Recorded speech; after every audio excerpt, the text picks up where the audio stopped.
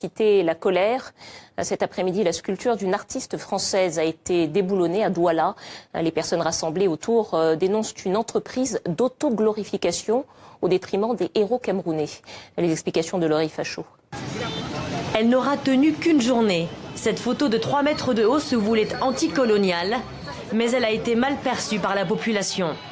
Une poignée d'activistes nationalistes, dont André Blaise Essama, l'a renversée ce jeudi.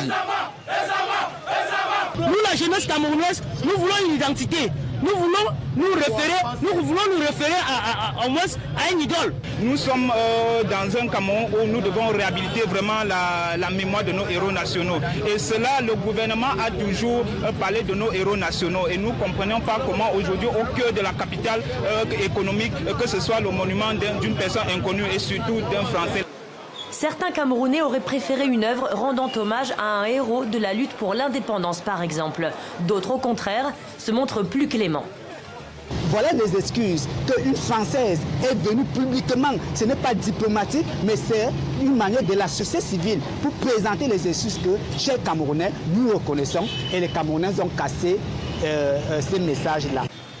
Après avoir été jetée au sol, l'œuvre d'art éphémère a été retirée par les agents de la ville. D'autres monuments à la mémoire de Français ont déjà été saccagés, comme cette statue du général Leclerc, désormais protégée par des barrières en fer.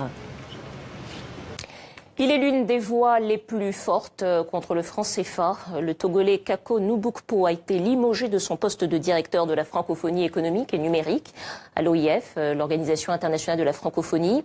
Il s'était attiré les foudres des chefs d'État africains pour sa liberté de parole sur le franc CFA qui asphyxie, selon lui, les économies du continent.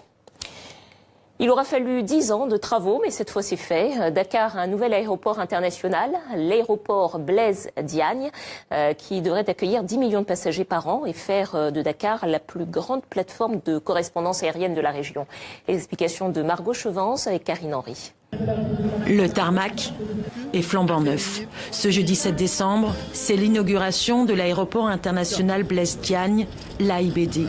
Et les Sénégalais peuvent la suivre en direct à la télévision. Le chef de l'État coupe le ruban, puis